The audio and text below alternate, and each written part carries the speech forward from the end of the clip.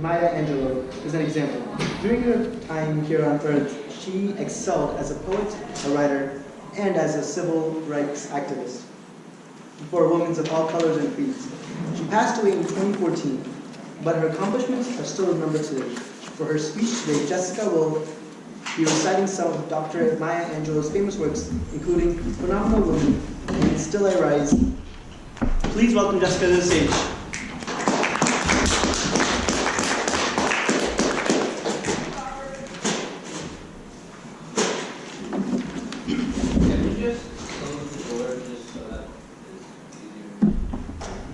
I feel like if you close the door, like people might want to come in. Like, you should close that door. That's fine. And you leave that since the board's not there. So Okay, I assume you're saying they can still come in. I'll just show you how. Okay.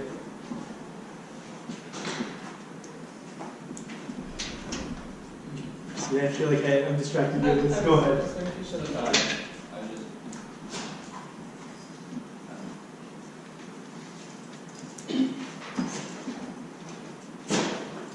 Pretty women wonder what my secret lies.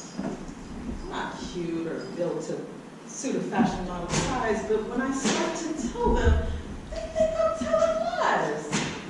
I say, it's in the reach of my arms, span of my hips, stride of my steps, and curl of my lips. I'm a woman, phenomenally, a phenomenal woman. That's me. I walk into a room just as cool as you please, and to a man, the fellows stand or they swarm around me like a hive of honeybees. I say, it's the fire in my eyes, the flash in my teeth, the swing of my waist and the joy in my feet. I'm a woman, phenomenally, phenomenal woman. That's me. Men themselves have wondered what they see in me. They try so much, yet can't touch my inner mystery. When I try to show them, they say they still can't see. I say, it's in the arch in my back, the sun in my smile, the ride of my breast and the grace of my style.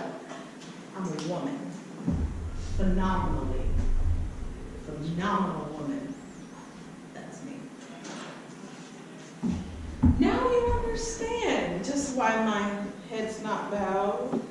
I don't have to jump or shout or talk real loud, but when you see me passing by, oh, it ought to make you proud, I say. It's in the click of my heels, the bend of my hair, the palm of my hands, and the need of my hair. Because I'm a woman, phenomenally, phenomenal woman. That's me.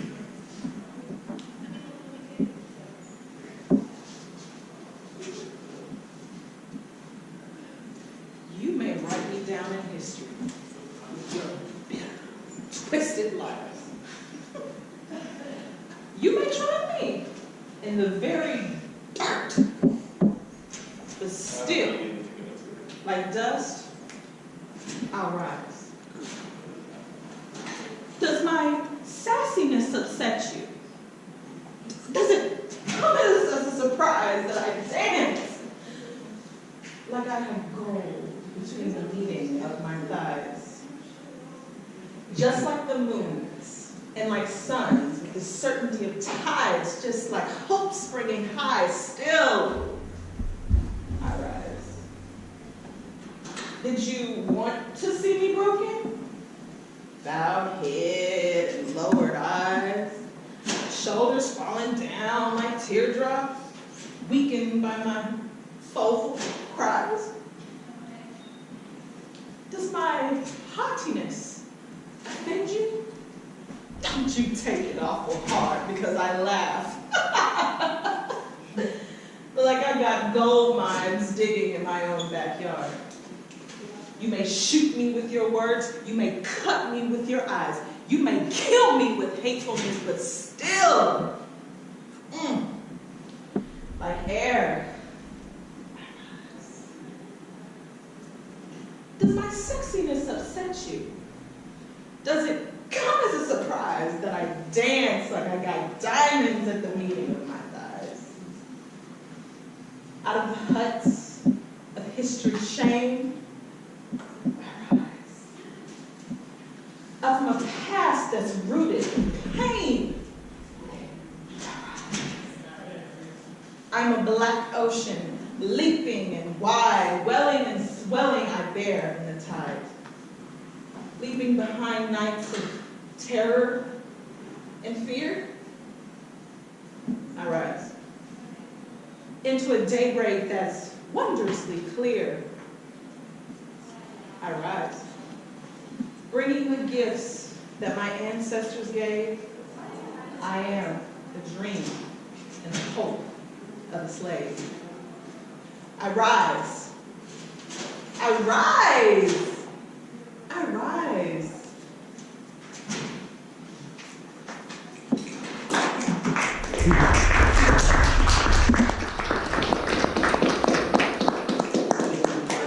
Speech, ma'am.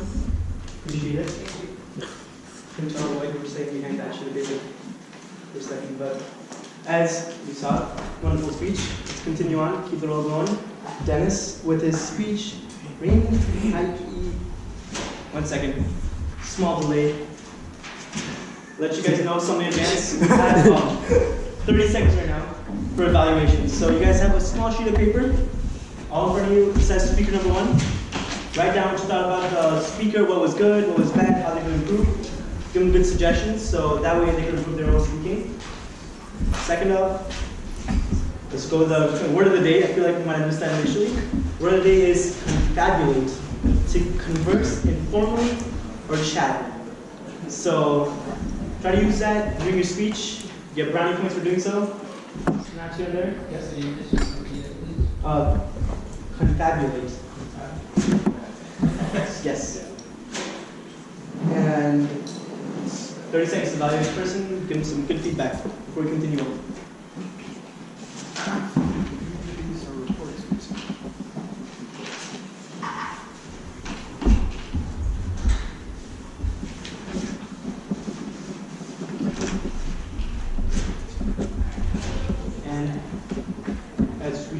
I would like to introduce our reporters for the day.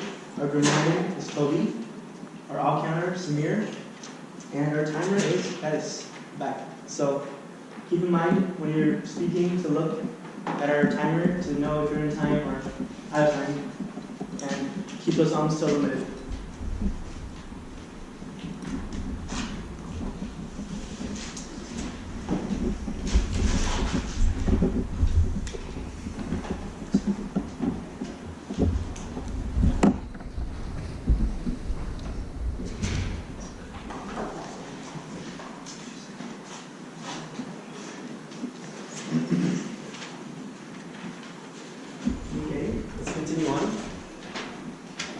Done. Time for round 2. Second speech in the competent communicator with Dennis. The German Reinheitsgebot. Come on up, Dennis. Let's hear about the difference between American and German here.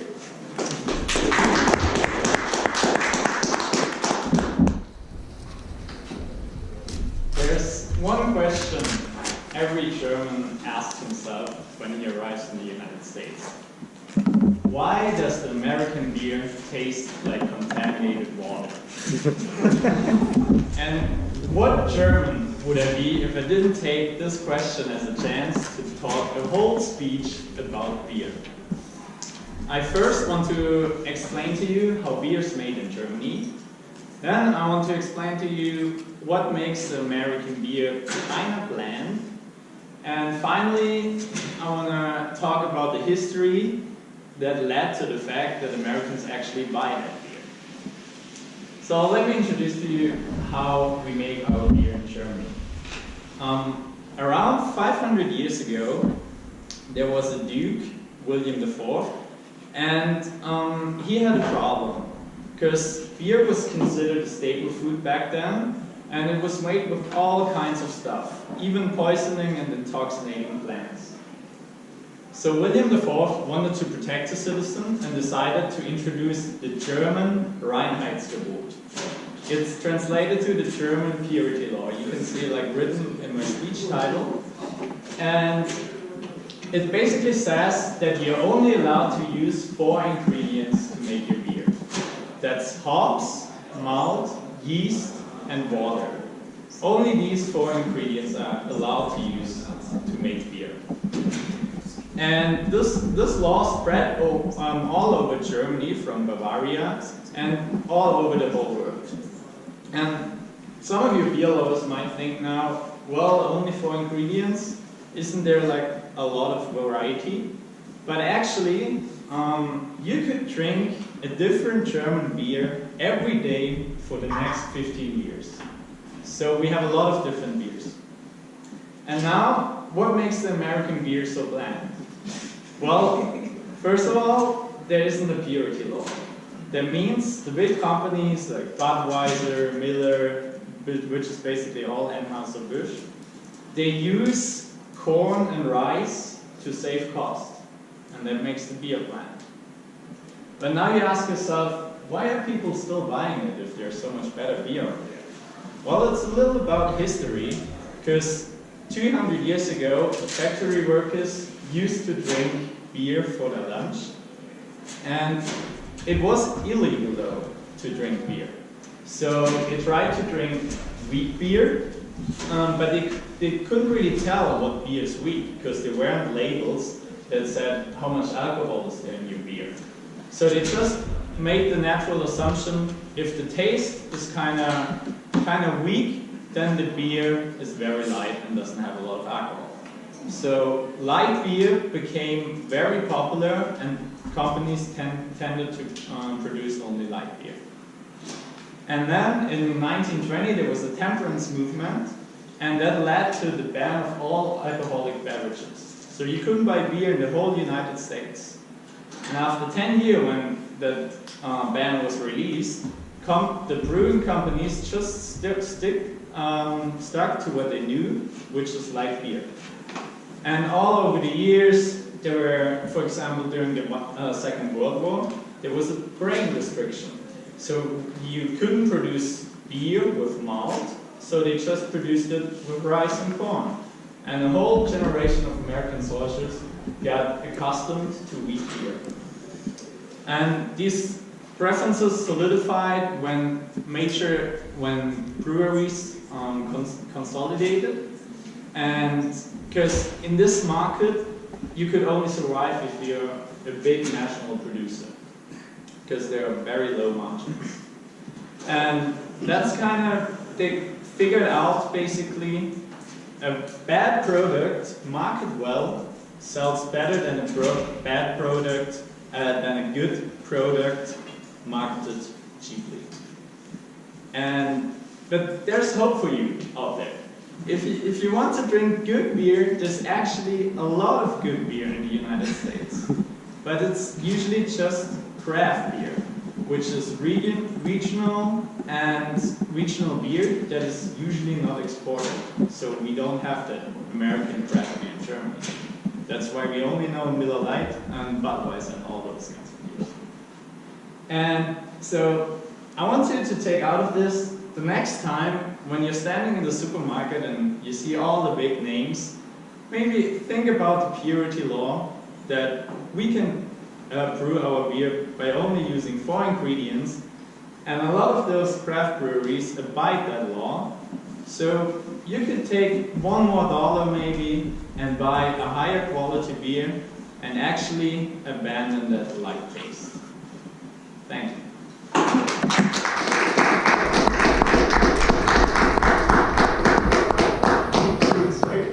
Well, now we know why the US union beer is not the ideal thing to drink. But underage people still don't do it. You got 221, so just wait it out.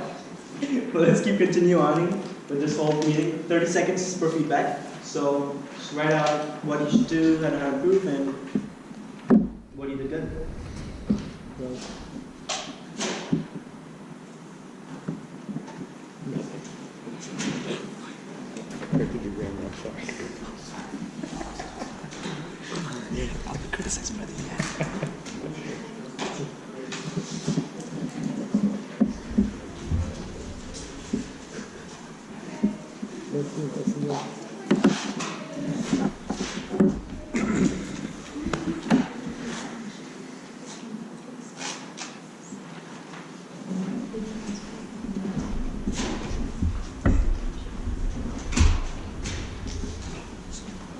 Okay. Hope you guys got something valuable from to improve on.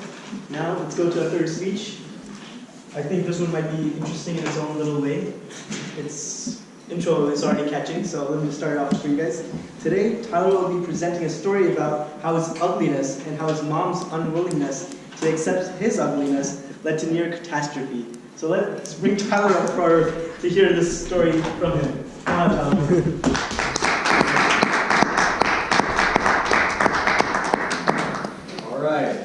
So, July 24th, 2017.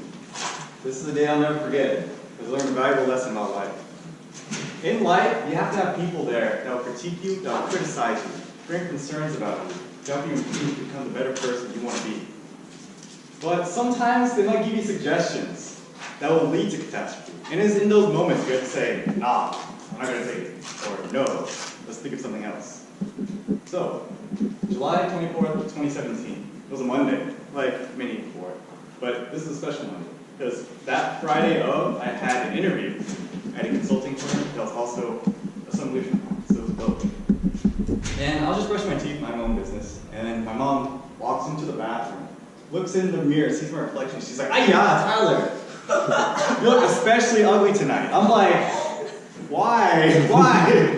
My mom does that, she just roasts me for no reason. That's just what she does. I'm like, okay, it's just what she does. But I was in the bathroom, she caught me in a trap, because she's like, "Tyler, if you give me 1 week, I can make you look a little better by the interview on Friday." I'm like, I don't want to.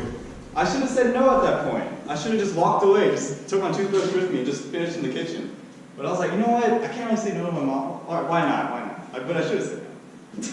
But it was that bathroom that had all the ointments, the creams, the lotions, everything she needed to have this beauty facial. So right after I finished brushing my teeth, she exfoliated my face, she put moisturizer on it, put another moisturizer, that's acne solution in it, and a spot treatment. After putting on 50,000 things on my face, she was like, "Okay, go to bed in the morning, you look better." Okay. So then I went to bed, passed out. And then in the morning, I hear beep, beep, beep, beep, beep, beep. That's my alarm. And I'm like, all right, I'm going to get it. I reach over.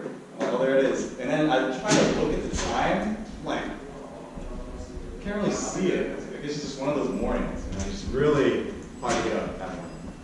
And then I was also thinking, maybe some of the 50,000 lotions maybe went into my eyes when I was sleeping. So I rolled to the bathroom, started washing my face. And then it felt like a layer of melted cheese just oozing into it. It was disgusting. I was like, oh my gosh, how do you do this every day? And then I was touching my face. I was like, why is it pain? Why is there like a stinging sensation? Wait, why still? And then I look into the mirror, and then I see this face, except 2 times the size, swollen red. And the reason why I couldn't see is because my eyelids were also swollen. So it was especially hard to open my eyes because I couldn't see. So at that moment of panic, I go, Mom! And then she walks in, she's like, "Whoa, what you do?" I'm like, "What did I do? What?" She's like, "I think something went wrong." The lotion's like, "Well, clearly something did." So she thinks that I had an allergic reaction to one of the solutions for the acne solutions. It was benzoyl peroxide. I mentioned before that I might have an allergic reaction to this because she gave me a lotion like this before, and then the same thing broke out, but like in a very concentrated area. It was just like a square on my forehead. But imagine that in my entire face. I was like, oh my, this is Tuesday now because I went to sleep. So I'm like, the interview's Friday. I can't go looking like this. That's even uglier. The irony. And she's like, just wash it off, put more lotion on it. More lotion. She's like, don't worry, you need to make sure it doesn't dry out. I'm like, okay, fine. So then I'm like, what more could be worse than throwing gas to the fire? So then I go to sleep, wake up a few hours later. My face reverted back to the tan that you see right now. But it was still slightly swollen around my eyes. It looked like Death Valley because it was just blisters everywhere. I was like, oh my, this is the ugliest, oh my. And then I talked to my mom, like, what do we do from here? She's like, just put on lotion, and then maybe by Friday you'll be good. Okay, we'll see. Wednesday rolls around, still looking bad. I'm like, okay, we need another day. Thursday, oh, still not that much improvement. Friday, well, oh my, Friday's here, and this is not good. I can't really skip. This is an interview, man. It's an interview, analyst travel leadership conference at the company's office. So I went, dressed up, and I was like, all right, YOLO, and I just went, and then I showed up, met all these people, all these managers, these employers. Since it was a conference, there's other UGA students there that I already knew, and they're like, what happened? I was like, you don't want to know.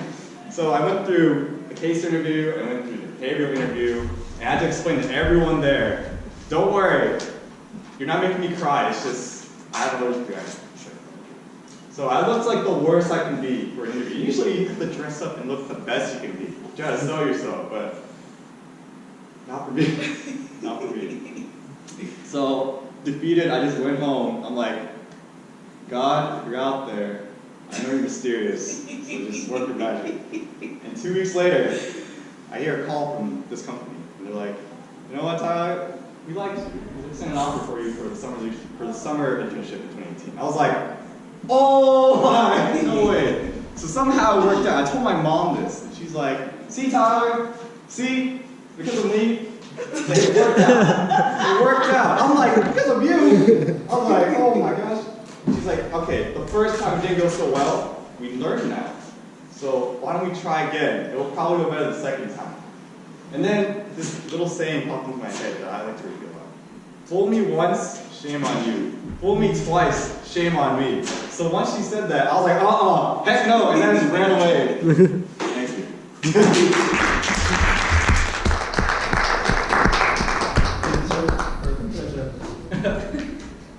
Personal story. Well, let's take 30 seconds again to evaluate him on how you can improve with his storytelling skills. Because his speech was all about storytelling. And as you can tell, it went quite good. Hopefully.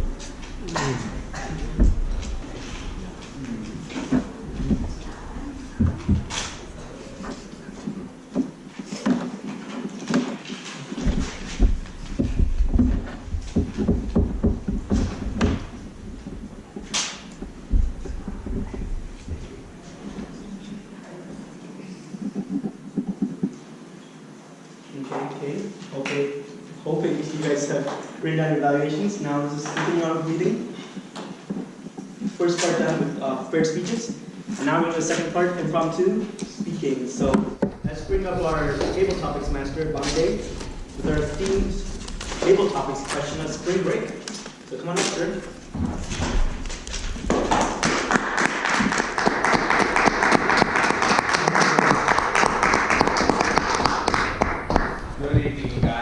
Here is our second section of this meeting. We have finished our prepared speeches. This section essentially tests your impromptu speaking skills, so whether or not you can think on the spot. The main requirement here is I'll have a question for you all to answer. You'll come up, talk for around 60 seconds to 120 seconds. Festus will wave the green card, so you've met the minimum when you have reached 60 seconds. He will then wave the yellow card when you have reached 90 seconds, and when you've reached 2 minutes, you'll wave the red card, so that means you've reached the maximum time limit. Overall, don't freak out. If you don't know the answer to a question, the question shouldn't be too hard. Just make something up. I'm not going to verify what you're doing over spring break or anything of that sort, so use your imagination. Don't worry, do your best. So today's theme for the questions essentially is spring break. This spring break, I'll be going to Lookout Mountain, High Museum of Art, World of Coke, and visiting my favorite Indian restaurant at least twice, Zyka in Decatur. I would like to know, what is your spring break plans for this year? Let's get Sarena up to the stage.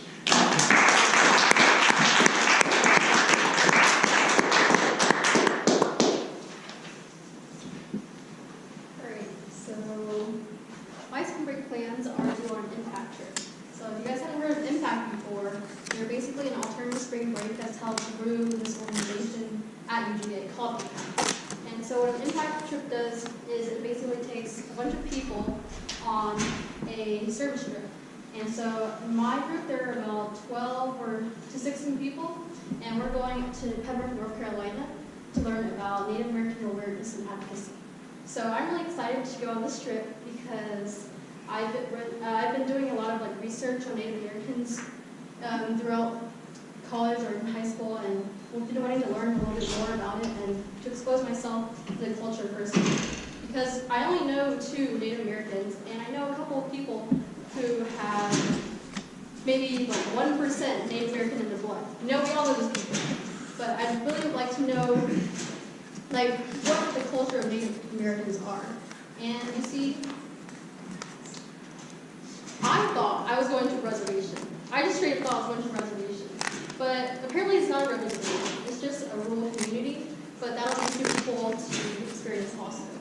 So I've heard there are a few surprises that are going to be on this trip, and we're also going to be going to the Boys and Girls Club. So one of our site leaders took us to the Boys and Girls Club of Athens to see what it's like. That way we can transfer our skills from back at home to Pembroke, North Carolina, which is 4 hours away, so we'll be driving there